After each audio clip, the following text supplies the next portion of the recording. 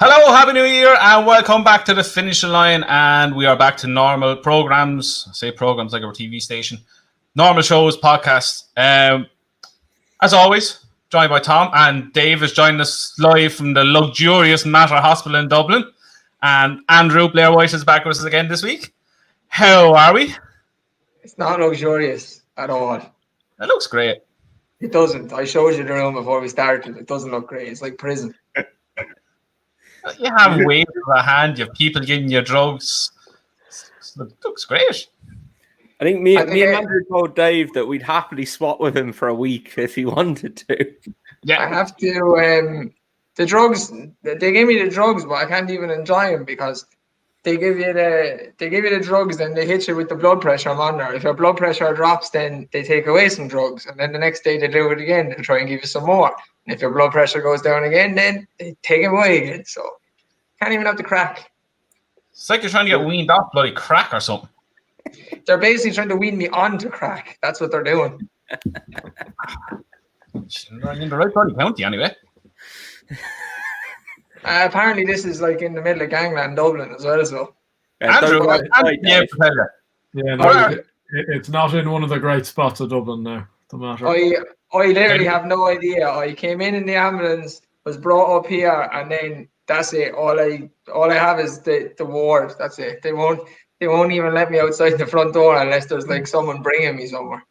The best thing that could happen, Dave, is you leave in the ambulance as well, to be honest, because you wouldn't want to be seeing this around. All you have to do, Dave, you were born and bred in Ballybeg. You'd be grand. Yeah, I don't know, Andrew, because I don't know if I can run anywhere anymore. My heart's not the best, like, hence why I'm up here. That's true. Look, Dave is not going to be with us for long. That sounds like you're actually. That's positive. Wow. How can I rewind that? Dave has to be with us.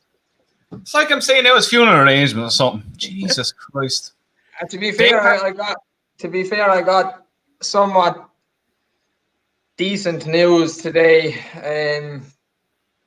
There's loads of people asking me that watch the podcast. They were messaging me on Facebook and stuff. I didn't really get back to everybody. I've been trying over the last day or two. But essentially, I was brought up here.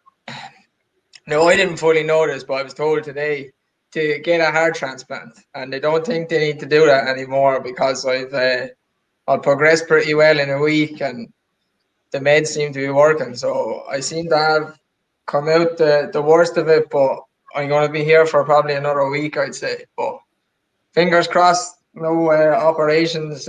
We'll get sorted with some meds, because if I had to get a heart transplant, I'd be here for a very fucking long time. Look, I've never heard of anyone getting a heart transplant. Yeah, well, insane.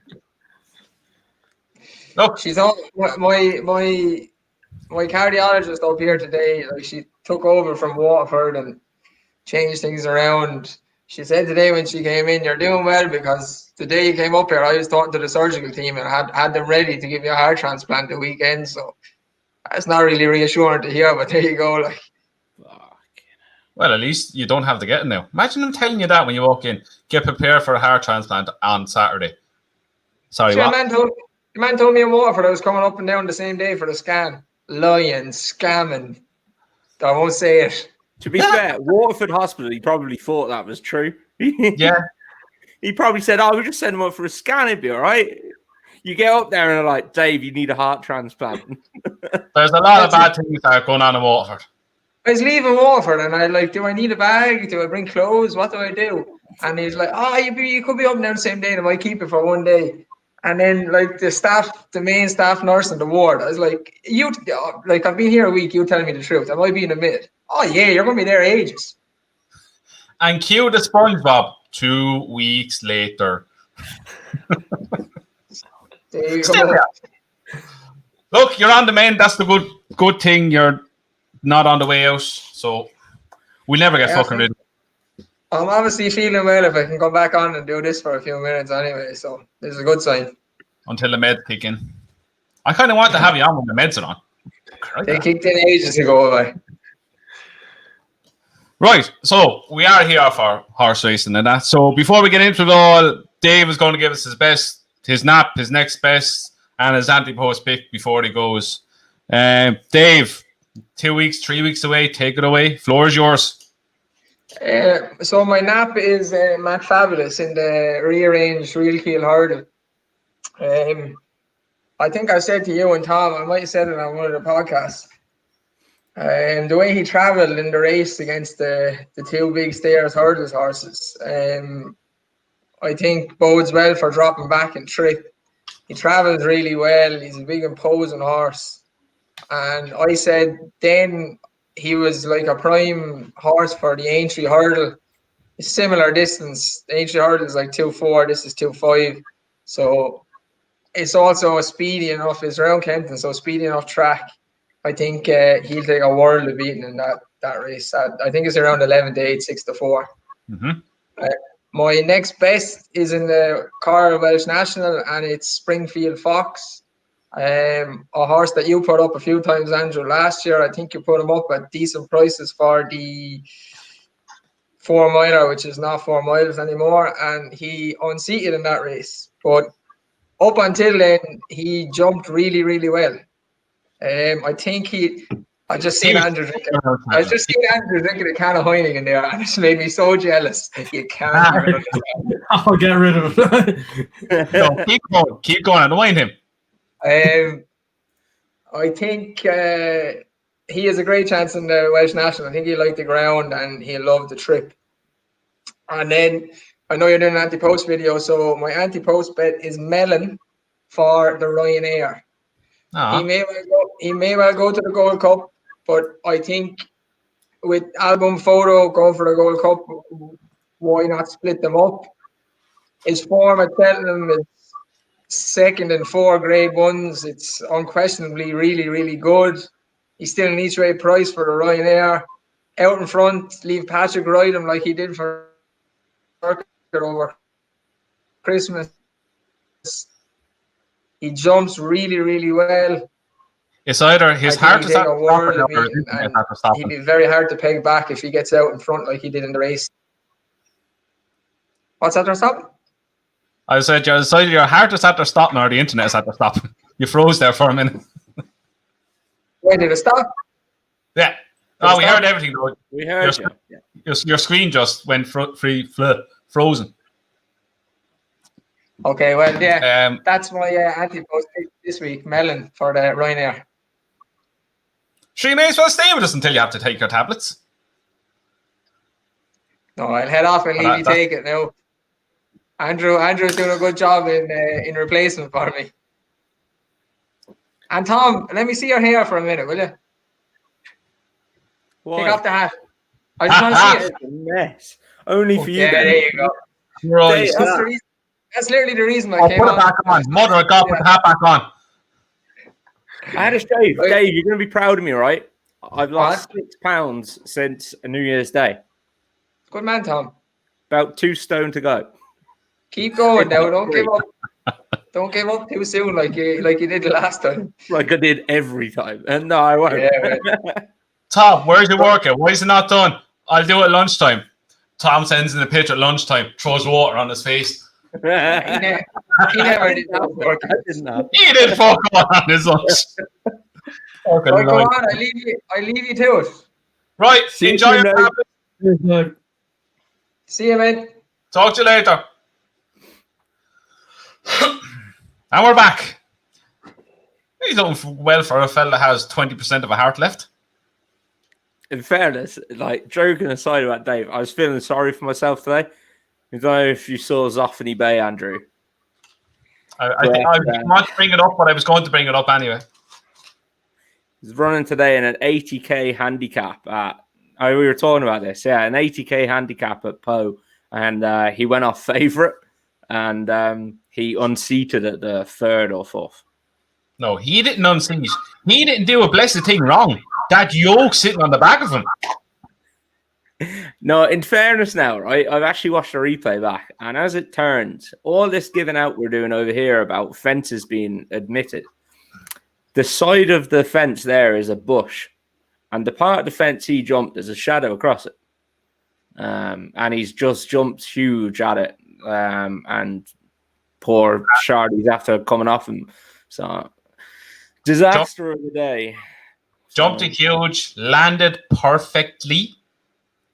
He landed a bit steep, but yeah, you're looking at it and you're like, I get 10 grand for coming third, and then like you don't think about unseating or falling. So, but no, in fairness, I was feeling sorry for myself for a couple of hours this afternoon. But so why wouldn't you be with the horse that finished third was pulled up behind you last time? Oh, yeah. It probably thanks, Andrew. Stick the knife in there a little bit more. But no, seeing Dave and listening to him saying like he's nearly needing a bloody heart transplant is mental. So no, hopefully he gets well soon. Sincerely, now. I mean, we all hope he gets well soon. He will. He'll be back on his feet hopefully sooner rather than later. He seems to be coming out the right side of it, but let's hope for the best anyway. Right. Matters at hand for the week. A lot of rearranged racing from Chepstow, and where else are we? We're at Wincanton and Kempton, and then on Sunday we are at Naas. So we will start at Chepstow. 125. The car final juvenile hurdle, grade 1 over 2 miles. We have Nasalam, the even money favourite. I am not even going to attempt to butcher this. Tom, who's Paul Nichols' horse? I don't know. Hooghry? I don't know. Andrew's going to know French better than me. No, I'd have gone for Hooghry myself. That's what I was thinking. Hooghry, we go with that. Adagio, who Tom missed out on buying.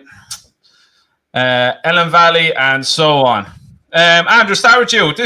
It looks like, I say, the Moors have a kind of another Goshen on their hands. Do you think we don't really know much about the Paul Nichols horse, and Adagio won well at Cheltenham the last time.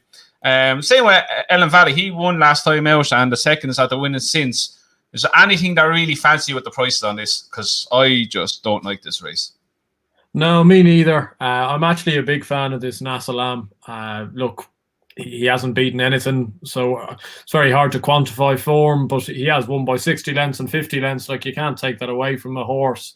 This will be an acid test to see how good he is in terms of a Triumph Hurdle going forward. Like, I've backed him in a Triumph Hurdle, but he has to win this race to have any chance. There's a few very exciting Irish juveniles out there. But to be honest, looking across the cards, there's a few short price favourites that I think are probably better getting stuck into than this horse. Couldn't be taken odds on about a juvenile. I want to see him win, but I'd be prepared to let him win at that price rather than be steaming in. I hate these horses that come from France first time over hurdles in England. I don't know how you could be going in at 9-4 on that. If you, yeah, I think if you were to press me for the horse that, you know, hopefully if Nasalam was to win, that would chase him home, it'd probably be Adagio. He just has a pretty solid look to him. A very similar profile actually to Botox has last year, coming second in the November race.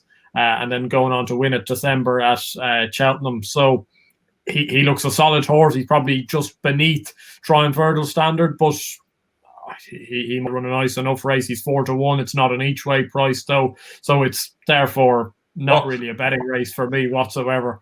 Tom, actually, I should take that back because I am very much contemplating putting up a horse later in the podcast of 4-1 each way. So I'm going to take that back. But it's a race I'm not going to have a bet in, but I really do hope the favourite wins and becomes a proper Triumph Hurdle contender. You be on the same kind of level there, Tom? Nasalam to win, something to follow him home? I don't know. I've only just seen. I looked at this earlier and I hadn't seen the betting. He's very much one I'd take on a shade of odds on. Even money, I'd be happy. I'd be happy to take him on. Hooghry, if that's what we're going with. His form is hard enough the way up in France. I know the fourth came out and won at Pau on Christmas Eve. Yeah, the fourth came out and won at Pau on Christmas Eve. Look, it's hard to know. He could be anything. He could be anything. I'm sure the betting will guide, but yeah, not for me at 9-4. Yeah, look, Adagio is the one. He's been good in what he's done so far. As Andrew said, whether he's quite a Triumph Hurdle horse, I'm not sure. Maybe he's a Boodles horse. I think is probably the case. And yeah, I think at 4-1, I think I think his level of form is a good bit clearer of the rest of them. So yeah, look, I'd probably take a chance on him each way if the two of them bomb out. But look, the Gary Moore horse could be anything, couldn't he? But we just don't know that really. So do you think he's kind of getting his reputation off Goshen on what Goshen done in similar style last year? Same connection. Oh, yeah, totally. People see that and they're like, "Oh, sure, Goshen won around crap tracks by 100 lengths," and you know, of course, people see that all the time. Don't they? It's only 2 runs around Fontwell, so like, you're not going to beat superstars going around Fontwell. Oh, the form is worth nothing. Like if you go through the form, it's worth nothing. But in saying that, like he has won by 60 lengths. So, yeah, like in total, he's won by 108 lengths in his 2 runs, which is it's a lot of lengths for just 2 runs, or even around Fontwell or anywhere. So like he's obviously a decent horse, but how good is he? We don't know yet. That's taken into price, and 10-11, I wouldn't go near that. I'm kind of on the same with G. Adagio, he's more, I say, battle hardened. After the run at Cheltenham, you had to get stuck down into it and get it done. I like the way he done it. I know, as she said, he's probably not a Triumph Hurdle horse, but this could be a race for him, and Nasalam could be a learning experience in deeper waters. Now, I can't have the Hogri or whatever we were going to call him. I can't contemplate French form whatsoever. And I think it's just because it's Paul Nichols being brought over from France. Paul Nichols with a French horse could be anything. Who knows? I won't back it because I don't know anything about it. El Valley is interesting as well because he beat Hudson de Grue. He won at Sandown the other day.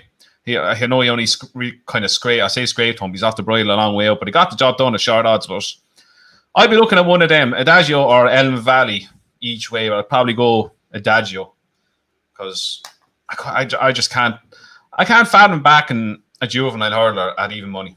I done it once before last year with Aspire Tower at Fairyhouse, and I'll never do it again.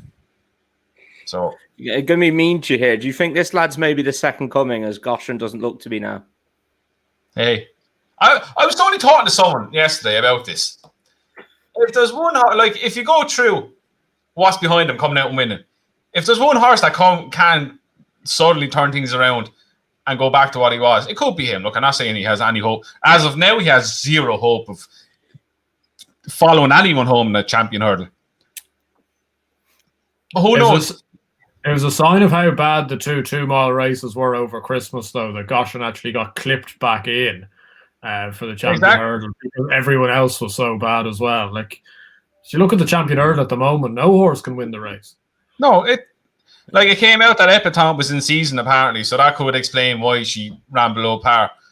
Like, you're still looking at it and you're going, it's not really. I know she pissed up in the last year. You're looking at it, it's not really standing out. If I was to have a bet in it now, I'd probably back Silver Streak. Because they might go out in front with it and he might try to burn them off. And it'll be one of these races where something silly will win. Like, but I say that now. I'm actually after doing a bet today. Paddy Power enhanced from 14. It's not Silver Streak, is it? It's going to be something else now.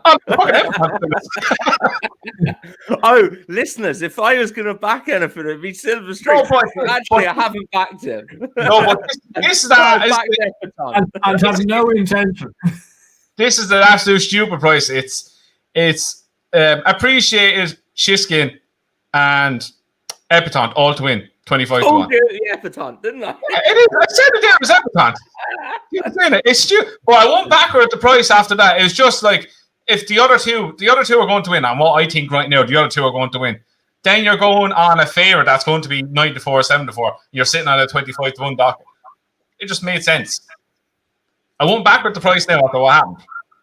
But if I'm sitting there on a 25, it's like you, Tom, it's value. It's value, Tom. I agree with Andrew though. The value in that race, if I was forced to have a bet now, is Concertista if they were going to run her there. But I just don't trust Willie Mullins where he's going to run them. But if I knew she was going, I'd be having a bet on her. Now I'm on the money back now on most firms. I can't bet anymore. I've basically given up betting since Christmas. I haven't backed anything since the last day of Leopardstown. Since today when I backed a treble at Cheltenham. Technically, I didn't back it. Dave backed it for me. So technically, it's still Dave's bet. I had some crack with Siobhan there the other day. She was after doing the lottery, and I just hate doing the lottery. Like fixed odds gambling where you just can't win. Like it's just shit. So she was there, and what she say? She said, "Yeah, I did it." I was like, "How much it cost?" She was like €3. And anyway, I got the ticket out and it was like £6. I was like, that's the first sign of a gambling addiction, lying about how much you're betting. She was not happy. You're quizzing your missus on gambling. Yeah, it's shit gambling. Like, don't bet stupid stuff. And first and foremost, how has Dave cracked the Matter hospital system? Like, I've been in the Matter before. You can't get onto Paddy Power through the internet there. So Dave's doing funny things. So he's not watching VPN next to him, ready to go. I say he's dropping a few notes on the ground there. Whack up the internet there, love. But anyway, we move on from this race. Right, we go on to the core Welsh National. And we have Secret Reprieve is clear 10-3 favour. Springfield Fox, Dave's each way or next best 7-1. Truckers Lodge 8. Christmas in April at 9s. Two Amigos 10. Dominator at 11s. Prime Adventure 12s. Yalenki 12s and 14-1. Big at the rest. Andrew, pick the bones out of this. Secret Reprieve, false favourite. I say false favourite, really short favourite for a race like this. Yeah, look, he's short. He probably is the right favourite. My opinion on the race hasn't changed much from what it was over Christmas time, to be honest. There's very similar conditions likely ahead of them. I think he's far too short at the prices. I couldn't be going near him there. I can see the angle with Springfield Fox, but I've been sweet on Dominator for a while, still am. The only difference is that Gavin Sheehan's now back on him. Gavin was, I think, injured over Christmas. Well, he was going to be injured for the 27th, but he's now back on him. That's no bad thing. He won a chase on him around Chepstow last year. He's 11-12-1. I think it's a fair enough each way price. If his jumping holds up, I think he goes bang there. And to be honest, I think Secret Reprieve is a big lay, to be honest. I think he's very overhyped for one win over fences. At that, it was a poor renewal of the trial for this race, and I don't see how you could be going in at 10-3 on a horse like that. Personally speaking, I just can't see the angle whatsoever. Yeah, totally agree with that. Tom? Yeah, no, I agree. I'm going to stick with the horse that I put up, which was Dominator as well. We're not starting this again, are we? Yeah. I hope you're on the same selection again. I've no reason to change my mind. He's won his two chase starts at Chepstow. He's up £4 for that last win, which isn't too bad. Nice little pipe opener there behind Pim at Sandown. Yeah, I think it'll go well, to be honest. He's a nice racing weight at 10 stone 8. And I've no reason not to get off the ship at the minute. Secret Reprieve, I couldn't back him. Yes, he's unexposed. However, it's just 130 for a race like this is not for me, really. I'm happy to take him on all day. Yeah, I was kind of with you sticking with what I put up the last time. I put up Springfield Fox the last time, and I have no reason to change it. He's going to love the ground. He'll go from the front. He's unbelievable jumping bar when he had a few wobblers at Cheltenham, but that could have been didn't track out and suit him. So I'm willing to take another chance. I know he's 7-8-1, which is kind of, it's not the biggest in the world. He had a pipe open around Chepstow the other day. Like he's won around there, beating sizing Kudamandra or someone like that by half the track, and he went on to Exeter, and he bolted up by 17 lengths, jumping him silly from the front. They're probably not going to get an easy lead around here on this, but look, everything is in his favour. He's a nice racing weight. He likes the track. He loves the ground, so he's a decent enough price. And there's another one who, look, I have a soft spot for this fella as well. Christmas in April. He rose up in these races since last year. He had a nice pipe opener around Fontwell a few weeks ago behind who was it? I can't remember who it was, but one of Trevor Hemming's horses. He's running in it again, but like he won the Sussex National last year, and he went on then and won the Devon National. He beat Perfect Candidate in that, who's a decent horse. He bolted up around, I think, Newbury or somewhere already this season. He's a very decent horse.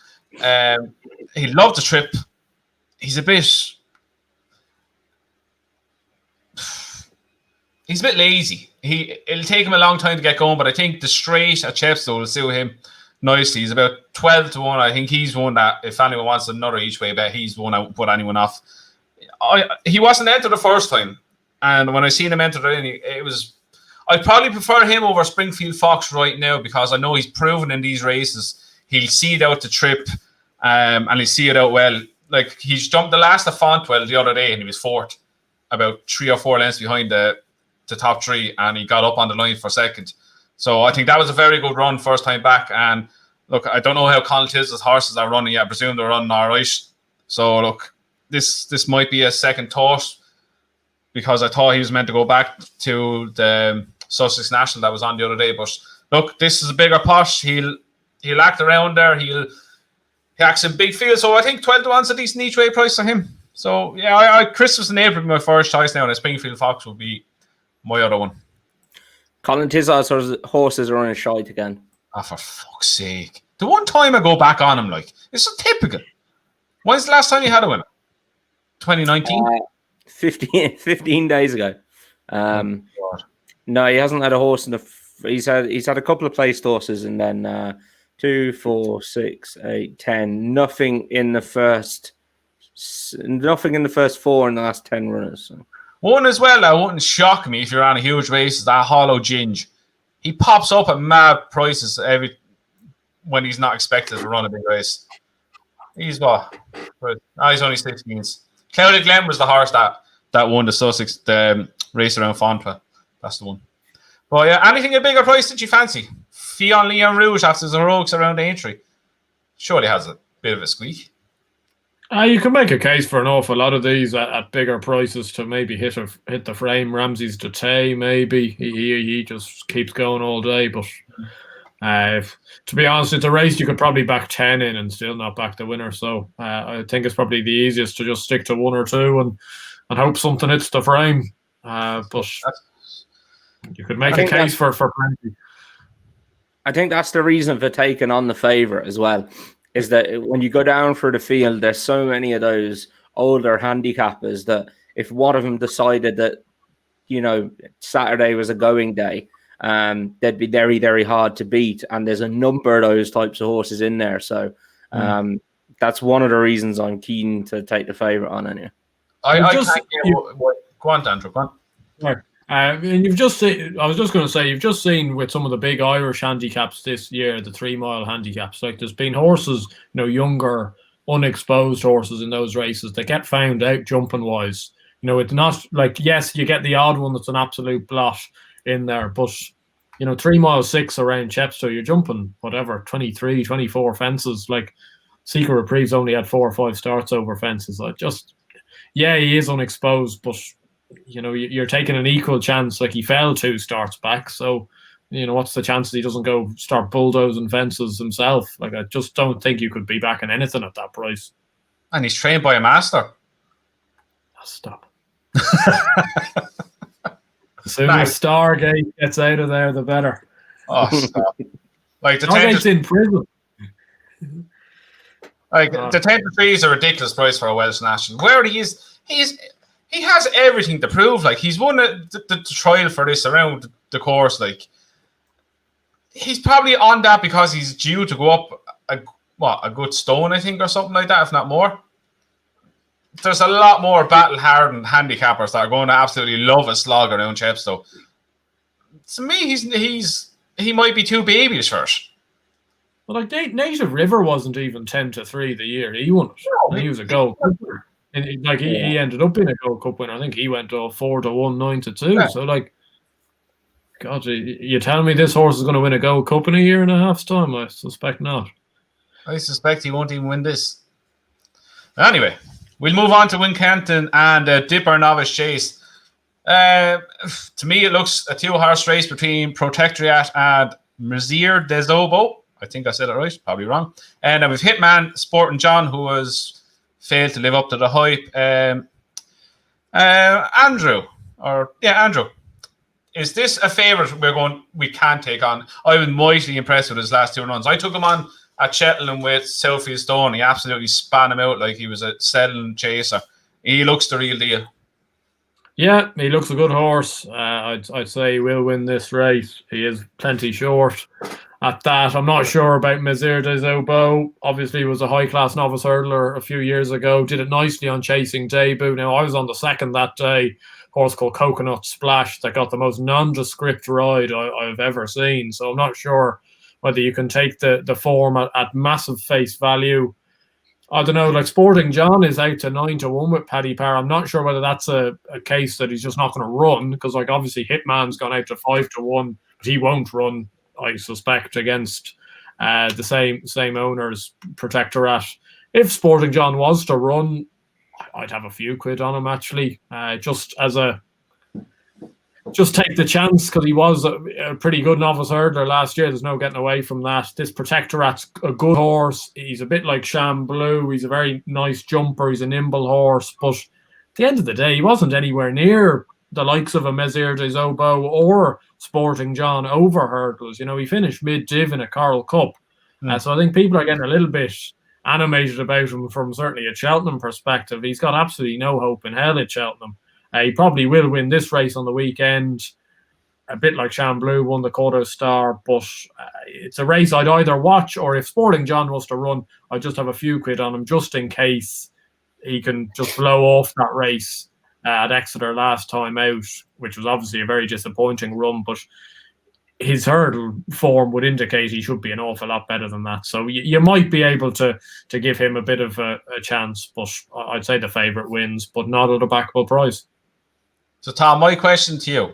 Mizir des Obo, a very good novice hurdler, third in the Ballymore behind Willoughby Court and Neon Wolf. 2 very good horses, but the stallion not with us anymore. And he was third behind Phineas Oscar in the Mersey Hurdle. Do you take a chance at 11-4 that the engine is still there? Looked like he was still riddled with class when he won his Chase debut. He jumped well, travelled like a far superior horse than the rest of them. 11-4 is kind of tempting. Yeah, I can see what you're saying. The one I wouldn't be backing is the favourite Protectorate at the price he is. I think you've got 2 chances here if you take him on, and 2 very live ones. Mizir des Obo is one of them. Has got very high class back form. Looks like it was coming back to definitely something like that anyway last time out, and is very, very interesting. The one I'm going to go for, and I'm going for it because I was a bit shocked at the price when I saw it. Now, look, could mean it's not running. It's Hitman. Now, the only reason that I know the colours are the same, but the owners aren't exactly the same. So Jed Mason and Alex Ferguson are involved in both of them. But then John and Lisa Hales are in Protectorate. And I'm not sure of Mr. Hogarth's name, but I think it's Fred Don as well as the other guy in Hitman. So there is a bit of a difference in ownership. And what's key is there's difference in trainer. And I don't think Paul Nicholls is going to listen to any of those four owners if they say, oh, Dan's got one for this. Do you mind leaving your lad in his box? I think he'll tell them. And he'd go, do you mind leaving my stable? Yeah, he'd tell them rightly where to go. So, yeah, I'm going to take a chance on him. I actually backed him last time. He was beaten by All Mankind, who has gone on to frank that form. So, yeah, I'm going to take a chance. I think he jumped okay last time. All Mankind hasn't gone on to frank the form. I think they're the wrong horse now. I think they're the other Skeleton horse. But All Mankind has looked like a very good jumper, and that was a very good race. Lawlor has run well, and so has Eldorado Allen. So finishing second there was no mean feat. He'd won by 30 lengths the day before that on only his only 2 starts in the UK. So I think there's still plenty left there. And if you take the official ratings, he's rated 151 and Protectorat is rated 154. But there's actually £8 between them in the conditions of this race. So he gets plenty of weight, and I just think 5-1 is too big, really. Yeah, that's a good angle into that now, I have to say. Yeah, I didn't know there was different people involved in the two of them. So on that basis, you'd probably think they would run, wouldn't? Yeah, I think there'd be no reason they wouldn't anyway. And I can't see either trainer backing down, put it that way. Yeah, it's only the market that would put you off it. Yeah, because he was 15-8 and he's now 5-1. Now that sometimes means nothing, but I do. I take that point definitely. Yeah, but he certainly wouldn't be 5-1 if he ran. Geez, he'd be 2-1, would he not? Or 6-4? Like he'd be a lot shorter, even on the back of his run behind All Mankind. He'd be a lot shorter than 4-1, 5-1 in the place. But like, it's not beyond the realms of impossibility that he is going to turn up, because there's not much left around in that kind of races for him until you go to kind of Cheltenham, really, is there? But look, I won't be surprised if he does run. Just put it like that. And there's no reason why they shouldn't run, because the race conditions kind of suit him as well with the weight he's getting. Yeah, the race conditions suit him. If he was mine, I'd run him definitely. If he was fitting well and healthy at home, I'd see no reason not to run him here at all. Yeah, and it's Paul Nicholls, and it's a grade 2 on ITV on Saturday. Like, mops up these races. Why not run him? Like, Nicholls will want to run him, so probably put Bryony on it just so to crack the noise off. Between Bryony, wait until Bryony's riding the horse. For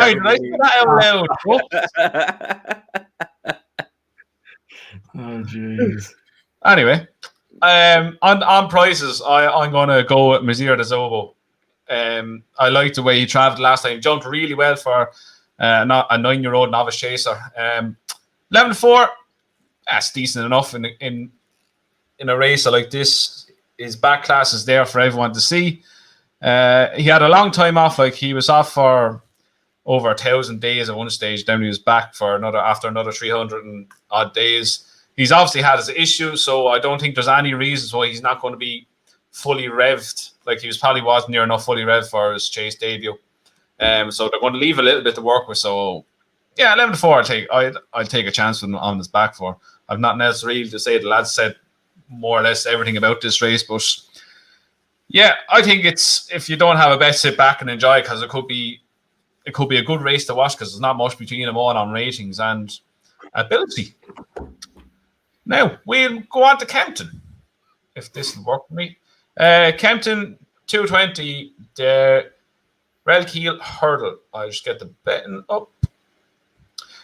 And we have, come on, internet, work for me, for the love of God. It's like having days internet. McFabulous is favourite anyway. That's all I know. We have Somerville Boy, Call Me Lord, on the blind side. Here we go. McFabulous 11-8. You'll Never Call 7-2. Somerville Boy 4. Thomas Darby 11-2. Call Me Lord 15-2. Indefatigable 11-1 on the blind side. Fishing the Flow and Botox Hoss brings up the rest. Tom, is this a race that it'll suit McFabulous dropping back down a trip after finish behind Paisley Park and Time Hill? To me, it looks by far the best form in this race. Yeah, it looked like it, didn't it? The last day, it looked like this would be right up his street. I see Harry Cobden's already jocked up, so definite intentions to run with this one anyway. I also think Somerville Boy will enjoy this middle distance.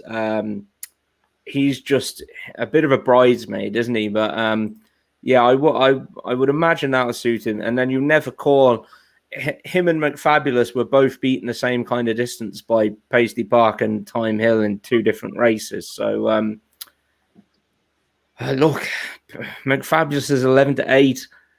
Is that a little bit short?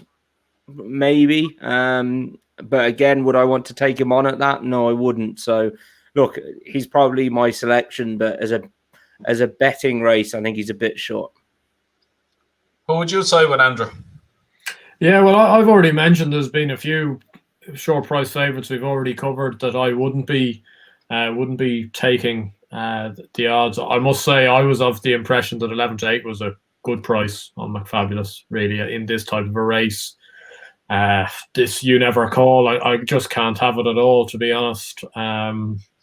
He was in the box seat all the way in Ascot, so I think he was a little bit flattered by that performance. I thought McFabulous actually ran a stormer behind those two in Newbury. He was ahead of Somerville Boy that day. Somerville Boy's just a very hard horse to get a read on. He does pop up and win his race or two every year, but it's too infrequent for me, and I don't think the rest are good enough to land a blow. So I thought he was massively impressive at the back end of last year in a grade 3 handicap over this course and distance when he won that race the day after Cheltenham, and I think returning to this course and distance, I suspect they'd be extremely disappointed if he got turned over, and it would have been one of the shorter price horses that I would have probably taken. I think 11-8 is fair. I could easily make a case for him being even money, personally speaking. So I'd take the 11-8 and hopefully he romps in. I don't know what you do with him after that. Do you wait just for an entry hurdle, or do you have another crack at 3 miles? I don't know what you do with him, but he is a fine, good horse. He's a grade 1 horse, just maybe a little bit tripless from a Cheltenham open hurdle perspective at the moment. I expect him to absolutely bolt up on the weekend. I think 11-8 is a really fair price. As you said, I expect him to be even money, if not a shades of odds on. His form this season alone is better than you never call. As you said, he was flattered where he was placed behind his last race. Somerville Boy is an absolute pig. A pig of a horse he is. Can't make heads nor tails of him. He's just a pig. Thomas Darby is a hanging yak. Call Me Lord is... He's all right, you wouldn't mind on. Indefatigable will always have a place in my heart after Cheltenham last year, so I can never say a bad word about her. On the blind side, interests me at a bigger price. Look, he couldn't jump a fence if his life depended on it. He won over hurdles at Cheltenham last time, and he ran second at Cheltenham again behind Come On Teddy, who must have been on that gain feed, must have got over from Ireland over to England for him to win that like he did. But he needs to be coming back to himself. He was a decent enough hurdler. He was unbeaten at one stage, beating good horses. He's 14 is a bigger price, but I think he'll be chasing the tail of all of them. Be chasing the tail of McFabulous. And as Andrew said, what you do after here, you probably have no choice really but to sit back and wait for entry. Because if I owned him now, I'd be like, I'm not going to Cheltenham. I'm at the being whooped already by a half-fit Paisley Park and Time Hill. There's no reason in my mind why I'm going to get anywhere closer to him, especially on a stiffer track. So I really expect him to romp home on Saturday, and I won't put anyone off on the blind side. He's a bit of an enigma. He'll be up with the pace. He'll give you never cause something to think about. Then there's nothing else. Both that cost is on a retrieval mission again. Fishing the flow. He's fucking useless. Don't even know why he's in this race.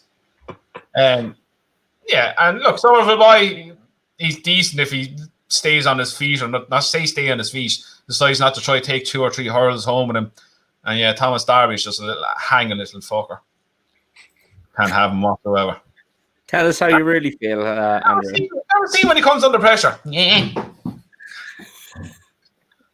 Jesus Christ. I can just imagine Richard Johnson sitting on the back from the second he goes and he actually makes this nice. Yeah. Nothing like it. Anyway, McFabulous. Lord. So I think we're all in agreement with that. Yeah, I think he's the most likely winner, definitely. The other hanging the axe and fridge jumper. Now, we'll move on to the Silviniaco Conti Grade 2 Chase over 2 miles, 4.5 furlongs. We have the Ryanair favourite, apparently. Imperial Aura at even money. Mr. Fisher, who got back to winning ways the last time at 10-3. Master Tommy, I'll decide when I want to win Tucker. Riders on the Storm, who's still recovering from beating Surname.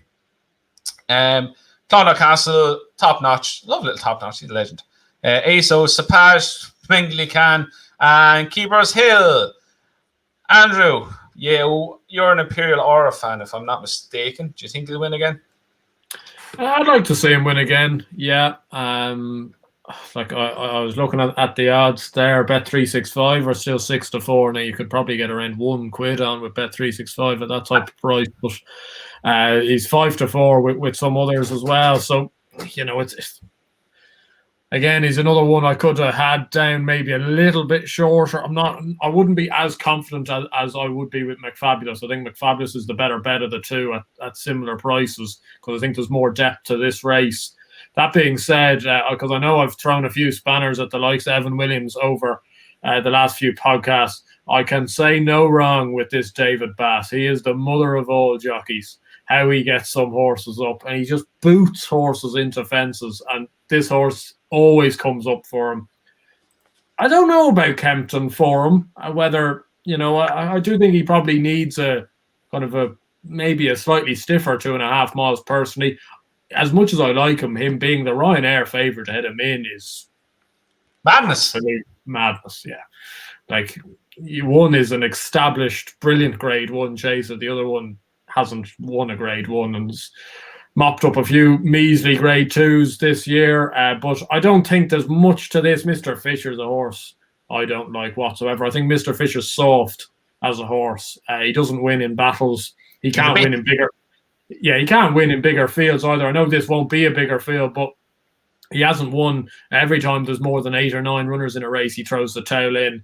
He can't win in those sort of races. Master Tommy Tucker probably is the one I'd be most concerned by, just because if he actually did what he could do, he could be an animal. But that fourth last fence seems to have his number at Kempton. I think he's crashed out 2 or 3 times at the exact same fence. So you'd have to be very dubious about that. And you're just getting into bad habits almost. You know what's going to happen if you do back him, that he'll end up on the floor. Riders on the Storm, I think he was profiting from other horses having tired seasons when he won at Ascot last year. I think he's probably flattered by that. So Imperial Aura probably is the winner of the race. Would I be rushing to back him at the price? Probably not. But at the same time, I wouldn't be laying him for £1 either. So he's the one I would want to win, and hopefully he goes and gets the job done. Tom, your opinion, is there value picking this, or is it just the matter of Imperial Aura is the new kid on the block and he's just going to win? Yeah, I'm not surprised at all to see Imperial Aura do what he's done this season.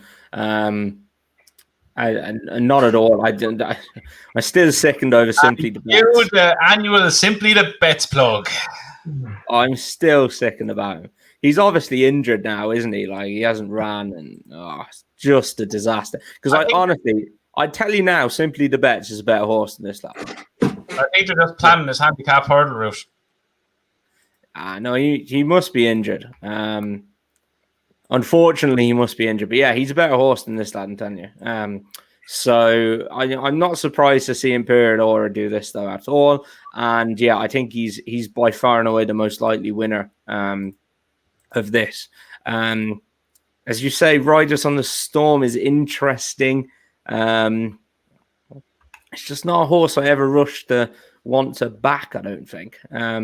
Got tanks the last day. You'd need a bit of faith to go and back him. Nutswell has been good twice now this season, but it's 10. And Mr. Fisher did what we thought, and he bounced back to form after that run in the Paddy Power that, I think we just put a line through all of that race. and beat Kalashnikov at Cheltenham. So, look, Andrew said there, Imperial is evens. He's 11-10 kind of job. He's 6-4 with Bet365. So for a little bit of crack, I said I'd go and see how much I could get on. I can get €4.17 on at 6-4. Nice. Mark, right there. I'm going to get rich on that. I know. The only person getting rich on that is Diane Coates. But anyway, Jesus Christ. So look, he's the most likely winner. Would I want to take him on with Mr. Fisher at 100-30? See, this is the thing, and it's what Andrew said. I don't want to take him on, but I don't want to back him at evens either. I would rather back McFabulous at 11-8 than back this lad at evens. Yeah. So, look, no, he's been my selection, but it's a watch and brief for me, and enjoy it. He's a horse on the up. He's improved from handicaps, and we'll see what he can do. I still think there's a couple who could beat him in the Ryanair. Yeah, I just can't take him for some reason. Okay, yeah, he's 2 from 2 this season. He's done nothing wrong. There shouldn't be any reason to doubt he can't win this. I don't know. I just don't know something about him. And the same with Mr. Fisher. I just can't have him. He's a little bitch. He won the last time, but everything needs to go right. Literally everything. He can't have. He's a prima donna of horse racing. He's a little diva.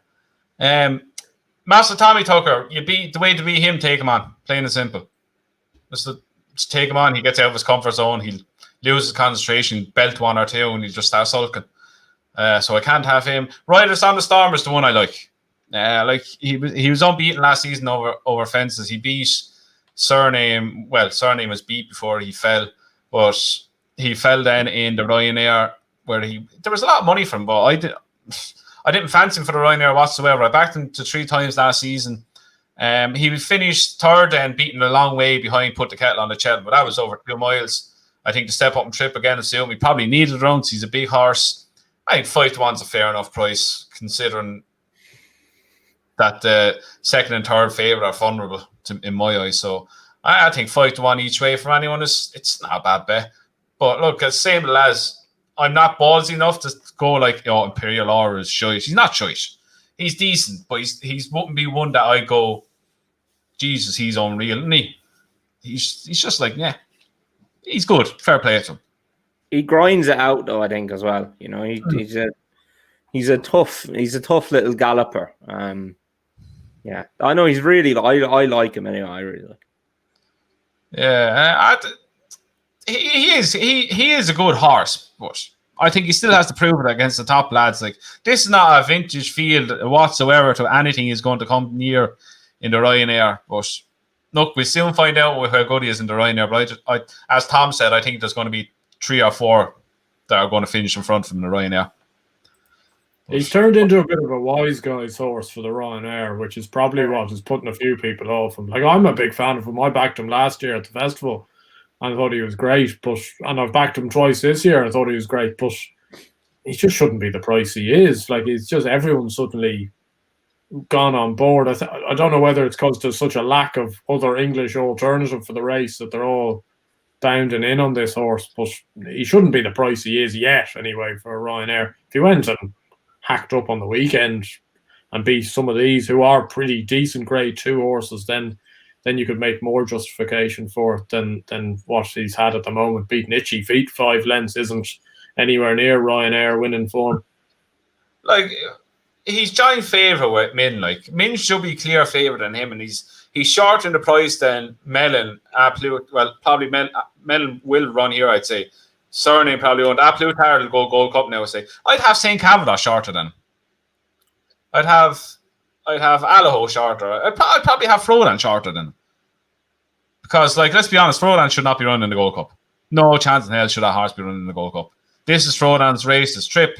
Yes, he won around 3 miles around Kempton, but he'll get battered in the Gold Cup. But I can just see the Gold Cup, right, as they go past the stands of a circuit to go. And Bryony's on Frodan in front, going, whoa, Frodan, whoa, Frodan. Whoa, boy, whoa, boy. Let's not have it now, boy. Hacking around, Nobody taking him on. Easy lead. And everyone's just stood there going, oh my God, this is not going to happen. You're just waiting for some tearaway from 2.5 miles up next to him. Yeah. Please make him go faster. Please make him go faster. Please make him go faster. You wonder whether Willie would actually run something in the race, though, almost on purpose. You know, the way like O'Brien does on the flat, whether he'd run a Bacchusson or Acapella Bourgeois or something solely to front run. It won't be on. Would probably get to about the third and then try and kill himself or something. But that is true, to be fair. Acapella Bourgeois now, you could stick a blinkers on out in front and just make him go mental pace. Hey, the entry fee for that jingle horse that John Creeley's got. Oh, him. The best he's one in the world. If there was a 1.4 chase, he'd hack up in everything. Even though his form would suggest he never lasts it out ever, every time Jingle's running in a race, I have that moment of doubt halfway through. God, they're not going to reel this horse back. it's them camera angles the camera angles where they have to go wider. Where the fuck are the rest of them gone? He's one for in running, really. I haven't even looked at it with him, but I'd say he trades incredibly short in running when he shouldn't. He's not. Some of those races, he's not going to get home. Just on that, lads, did you see the? We're not going to slag off our home track now, but did you see the Simon Rowlands piece about the distance at Tremor for that race? Very interesting piece, anyway. Simon Rowlands wrote a piece. He was doing the time for it, and he couldn't work out whether Album Photo was the next Batash or if the distances were wrong. He had him down as running the last furlong in something like 9 point something seconds, which is like impossible. It's impossible, basically. Apparently he said the distances were out by 280 yards or something like that.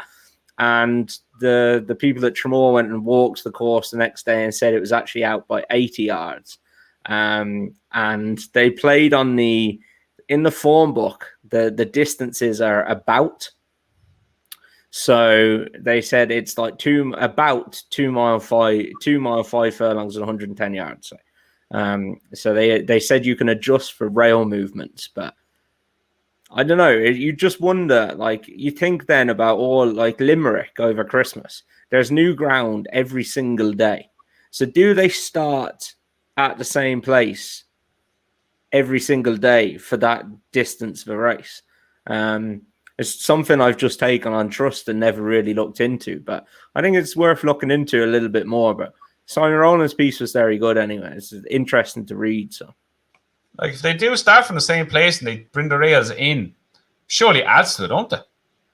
If you bring the rail in, it'll take away from it. So, if you start in the same place and then they take the rail in, it's going to be less distance. So, I don't know, just makes you wonder. Look, the only thing that matters is they're going to win 3 Gold Cups in a row. He was good. I wouldn't knock him. Time was like his time. Read that piece because it's actually really good because it compares his race to the handicap, right? So the handicap was obviously a lot worse. But he would have beaten them in that handicap by hundreds of lengths. It was ridiculous, his time compared to that. So, it's interesting. He's an unbelievably top-class horse, and he just doesn't get the credit because he runs a Tremor and then goes on and wins a Gold Cup. Yeah. But, like, that's proven. That's how you get multiple Gold Cup winners. Hard cheddar, though, winning a race by 20 lengths, and everyone comes onto Twitter and starts piping up about how bad it was. It's won by 20 lengths. Like, some people are never happy. Like when it was run at a proper gallop, like. Yeah, but what had happened then, right, is he'd go and win 3 times in the season. Everyone would say, then everybody would get on board. Everyone would say he's fantastic. He'd be even money for the Gold Cup. And then he'd get the Gold Cup. He wouldn't win because he'd be wrecked after winning 3 times this season in all the top races. And everyone then would say he's shite. So they're going to say he's shite one way or the other. So I had this argument with someone on Twitter about him last week. He was saying, "Oh, sure, he only runs twice in the season." I said, "Okay, Go to the first time he won the Gold Cup. He ran a Cheltenham or a Tramore, bolted up, won the Cheltenham Gold Cup. What happened when he went to Punchestown? He got beat. Yeah, why? Because he was emptied out of the Gold Cup. What would happen if he ran the Lexus? He would have emptied out of the Lexus. He wouldn't have won the Gold Cup. There's a reason he only run him once before he goes to the Gold Cup. I wouldn't care if he was mine anyway. I wouldn't give a shit. I'd be happy to win the Gold Cup. I'd be like, really? You do what you want. You want to run him out on the beach in Tramore. Run him out on the beach in Tramore as long as he turns up in March. I don't care. To be fair, you're winning whatever 570 grand a pop for the Gold Cup. I suspect you're not really caring of what John from wherever, from Cambridge or something, is hanging on that you're not running enough. Like, we want to see the Gold Cup winner. Yeah, come down to Tramore then. Have a nice pint in about 6 years when he's parading. I made this point the other day. People are acting as if this Tramore race is restricted to Willie Mullins runners only. Like, anyone else can run. Gordon can run something in it. Henry can run something in it. They just don't. So, it's not Willie's fault nobody turns up. Like, Willie ends up having to run usually a 150 or 155 rated horse to actually give him some type of race. Yeah. Like, what would you do if Willie Mullen wasn't around? It'd be one of the worst races around because who would run in it? Because it's on it in Tramore. But that's part of the reason why it's up to grade 3 now, I think, is it used to be a listed race. Yeah.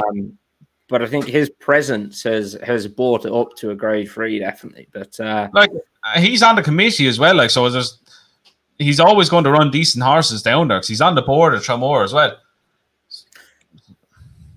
Like, it's not even that though. Like, I don't think he would run decent horses there just for the crack. It's Henry's run fairly okay horses there. Monty was meant to run there until he got injured. He was meant to run in that race.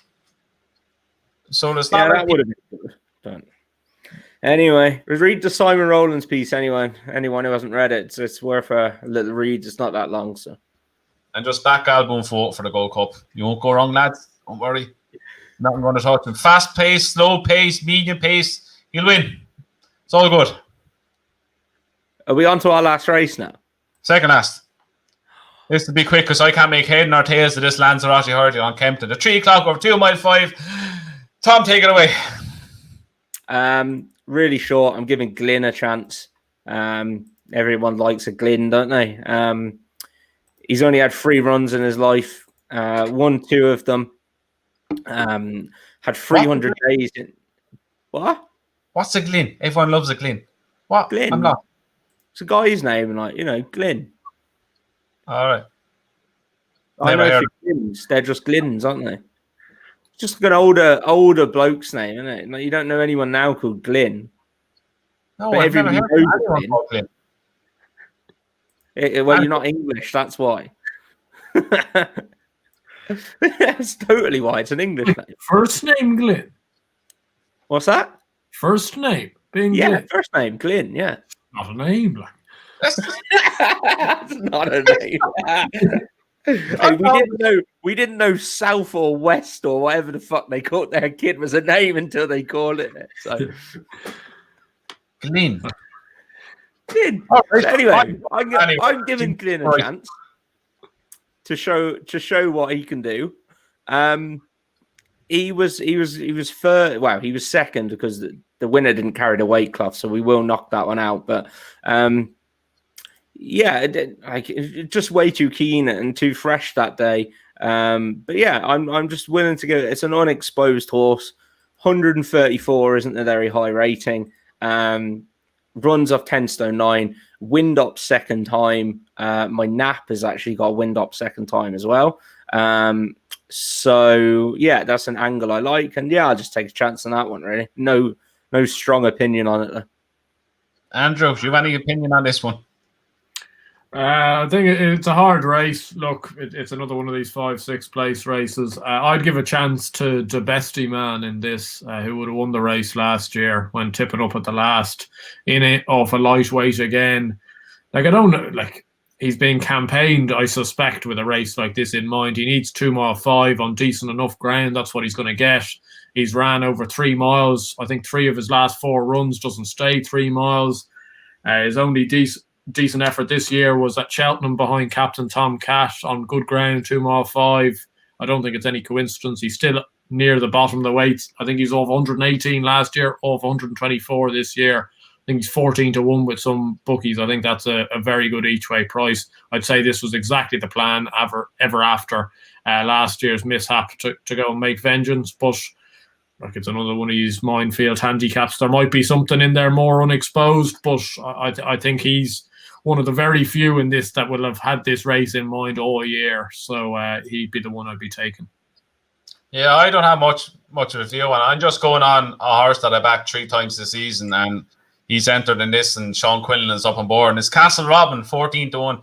He's 2 for 4 this season over hurdles. He was beaten 3/4 of a length in the third on his first run back of the season. Then he won by 2 1/4 lengths, 1.5 lengths at Cheltenham, and he was beaten 1 1/4 lengths by Emer Scar last time out at Ascot in a decent enough hurdle race. So he's carrying a light enough weight. He's a decent back enough price. He's a hardy horse. You get a good run out of him. As Andrew said, you get 5-6 places somewhere. But yeah, he'd be the one I'd take a chance on. Look, all the money's been for the favourite all week. Everglow, he's formed behind McFabulous and Stargate, so he's obviously going to go off a short enough price. Misty Whiskey was one I was going to put up, but price is gone. He was 16-1 when I was looking at it last night. He's 13-2 now, so that took him away. So yeah, I land on Castle Robin. He's a hardy horse. He's carrying 10 stone 5. He's only a 6-year-old. Could be a bit of improvement left. And Charlie Longston horses running well all season. So yeah, 14-16-1. I'll take a chance on him each way. And it's my son's name as well, so a bit of sentimental to it. So now we're on to the last one. This won't take long. There's only one horse winning this time. We're on to Sunday. Son's name isn't Glyn, no? I had to Google this to make sure you're not bullshitting me. You've never heard anyone called Glyn. Right. The last one of the day. We're on Sunday and we're off to Naas for a 2.5 mile Grade 1 Novice Hurdle.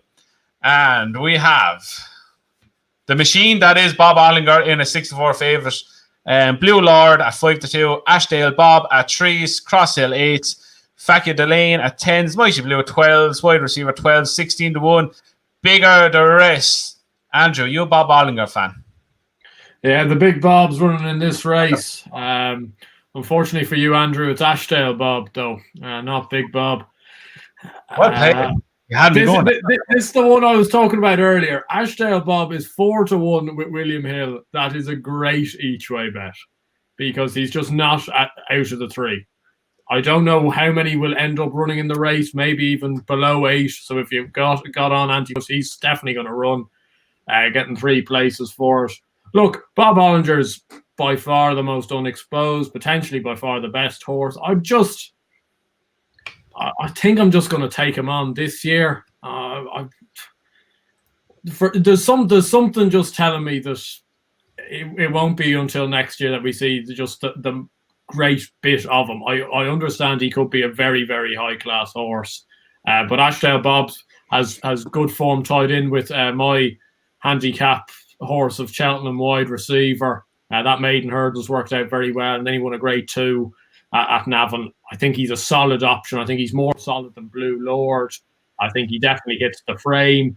If there's chinks in Bob Ollinger, I think Ashdale Bob will win. If there's not chinks in Bob Ollinger, he'll chase him home. So, and you'd get 4/5 of your money back. So I think 4-1 Ashdale Bob's a bet in this race. And I'd be prepared to probably leave Bob Ollinger at the price, even though he could be a class above and the star in the race. Tom, the converted one. Yeah, it took you to see him in the flesh to convert you to the Bob camp. Are you still on board? Absolute monster, lads. Yeah, one of the best looking horses you'll see. And I know everybody says it, but like he just does look like Tracer. He looks like a big raw baby who, like another summer at grass, another few runs to get his head right, and a fence, and he will be an aeroplane. This is the race I'm most looking forward to at the weekend. I can't wait for it, to be honest. I agree with Andrew on Ashdale Bob, the each way angle. I think he's an unfashionable horse because, he doesn't run in colours that everybody knows. And, Jessica Hamilton hasn't got that many jumpers these days. So I think he goes a bit under the radar. Willie Mullins came out today, I saw, and said he thinks Blue Lord is a grade 1 horse, which is obviously why he's running a grade 1. But it's interesting to think that, he's not saying we'll see how he gets on. He thinks he is a grade 1 horse. And Willie can't always be right, can he? No, he can't be, but it means at least that they think a lot of that horse. I'm sure they've got another few they could have run in this as well. But he's only got a 1 entry. And then Bob Ollinger is Bob Ollinger. He's a big beast of a thing. The only thing I'm going to say about him now, right, is when he went clear the other day at Navan, I thought he was leaning into the rail again. Oh, stop, will you? He was taking the piss. He was just having a piss arse around, and he was having a laugh and a crack with Rachel on his back. That's the only thing I'd say about him. I'm keen to see him under pressure again and see what he does. And for that reason is why I won't be having a bet in this. I can't wait to watch it. I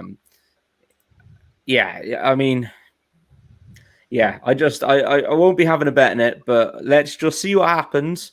But I just thought he was leaning into that rail a bit again. So, hopefully he doesn't do that, and we'll see what happens. I think the only reason he done it is it was only his second run over hurdles. He was miles clear out on his own. He wasn't paying attention whatsoever. So, he's a raw, as you said, a big raw baby. He's going to do that. But I think once he gets fully going in a battle, the penny will drop and he'll be like, okay, I'm off, I go. I have to jump these properly. I'll pay attention. I think once he's in a proper race, he'll be grand. I think he learned a lot when he behind Fernie Hollow at Gorham Park. But he didn't have any kind of race at Navan or wherever the hell he was.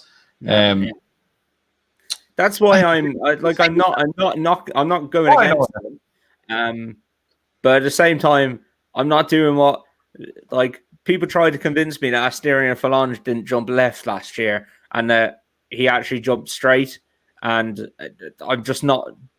What my eyes see is what I'm going with. I'm not listening to other people these days. So he did jump straight out to the left. But Bob Ollinger, hopefully it's just because he's a bit babyish, and he is a big raw baby, but God, he's got an engine. So I'm really looking forward to this race of the weekend. I think he wins this and he bolts up in it. I think it's a Bob 1-2. I think Bob will follow him home. I'm not gone on Blue Lord at all. Ashdale Bob he was off for 330 days before he came back this season. He's beat wide receiver who's already won again. He's beat Fakira, who's a decent horse, and he's beaten him well. He'll go under radars a lot in more races than this, and I think you get decent price on him. But look, it's no secret what I think of Bob Ollinger. I've liked him ever since he won his bumper around Gorham Park. He's my idea, the Ballymore winner, even with the Paul Nichols horse. I think we're going to see something special on Sunday, and he's my nap of the weekend. I can't see anyone getting near him. So speaking of naps and next bests, we'll finish up with them as usual. We're an hour and 15 minutes in nearly. Andrew, naps, next best, throw in each way. Shout if you want. Yeah, well, I was actually going to nap up McFabulous, but as Dave did that earlier, I won't give that as well. And we all do it. Yeah, I know, but I'll give two at bigger prices. Nap then would be Double Shuffle at 8-1 each way in the 3 mile handicap at Kempton. It's the 145. He ran quite well behind that horse you like, Andrew, Royal Pagaille. At Kempton over Christmas time. He's been dropped another £2. I know he's old, but he loves 3 miles around Kempton. I do think he's probably got one more of these races in him. Off a mark of 140, I think he's very interesting. Can't see him out of the frame. And my next best will be in the 110 at Kempton. Horse was meant to run last week called Evander. for Ollie Greenall. I think he's quite a nice horse. You can get 10-1, which I think is a massive price. Actually, he's a front runner, good jumper. He's got a big handicap like this in him. So 2 there, double shuffle at 8s and Evander at 10s, both good each way chances and both nice enough prizes. Nice one. Tom, yourself? My one, you're gonna love this, Andrew, is a horse in the 235 at Wincanton on Saturday called Corto Rico. Absolutely flew home in the Paddy Power. Was only beaten a few lengths, and as the comment says, he was 15 lengths off them at one stage turning in. So wind up second time, which is what I'm hoping happened. Was the horse went, oh, I can breathe, and then ran on like he did. He's had a good long break between then and now. I think this race is perfect for him. And to be honest, I'm a bit surprised he's 8-1. He's 8-1. Yeah, I think 8-1 is very fair, to be honest. Nice. I know he's a 10-year-old, but on the back of that run in the Paddy Power, there's still plenty of life in the old dog yet, isn't there? So, yeah, he is going to be my nap. And then my next best, I just want to see what time he's running, is, hang on, click this, and this is probably an each way bet. There's a couple in this race. It's a 6 furlong flat maiden at Dundalk on Friday night. And Jesus Christ. What? There's nothing wrong with this, lads. And the horse is called Raymond Deloria. Tracy Collins' horse. Colin Keane is jocked up. He's got a mark of 70. Ran on the last day well. He caught my eye the day he was 8th at the Curragh. Not so good then at Cork, but then had a little bit of a break and showed his liking for the surface at Dundalk to finish 3rd the last day. Has a little bit to make up with Ferrybank, but I think there's improvement in this lad. He's probably going to be an each way price. Aidan McGuinness has got one in there for Phoenix Thoroughbred, who I didn't think were allowed to run horses, but apparently they are. So more on that, I don't know. But yeah, no, he's my next best draw. I should just say as well, people are going to say he's drawn 17, he's got no chance. You need to come up the stand side at Dundalk. You have to come up the stand side at Dundalk. I'd love to be. I'd rather be drawn 17. Do you know when the finish line becomes kind of bigger? This is going to become part of the finish line bingo.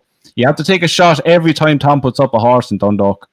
I don't put them up that often, actually. Stole 17. He might as well be in the He might be in the map for Dave.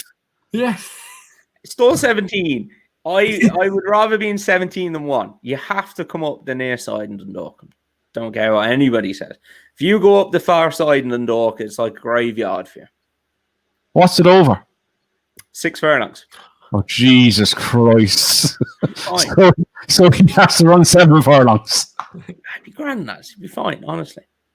Also, I just want to say, just because I was looking at Tom's race there, that horse Evander that I've put up, I think he's entered and jocked up in 3 races on Saturday. He's won at Kempton, won at Wincanton, and won at Chepstow. So I'll back him whichever race he does run in. But I see that he's actually jocked up in all 3, so God knows where he's going to run.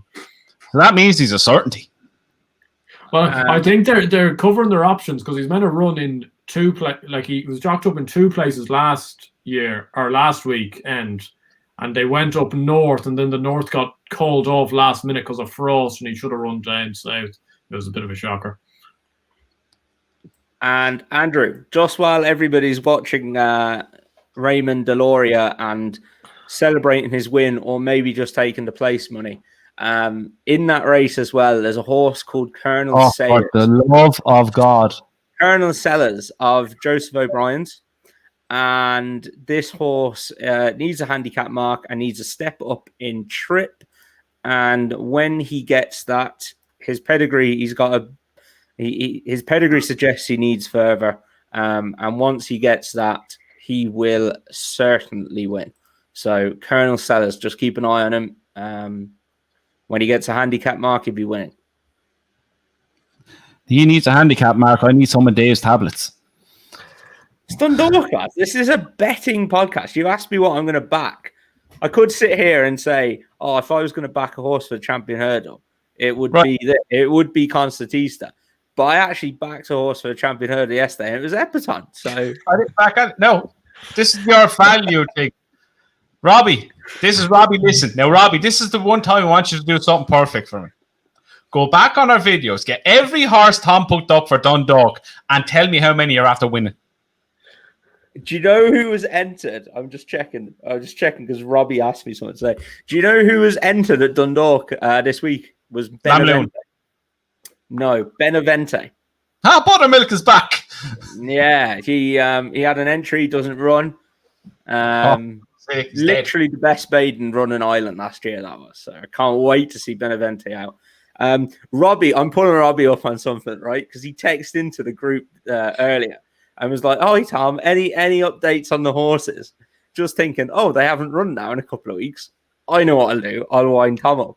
And I gave him like a positive response that, they should all be running now in the next few weeks. He just didn't text back. Yeah. So, no problem, Robbie.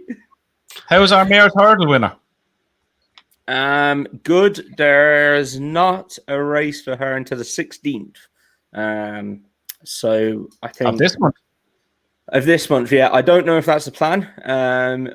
But there is a race for on the 16th, and yeah, as long as all is well, hopefully she'll be out in the next few weeks anyway.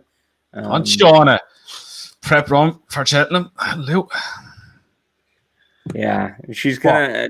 Delvino let us down a little bit, didn't she?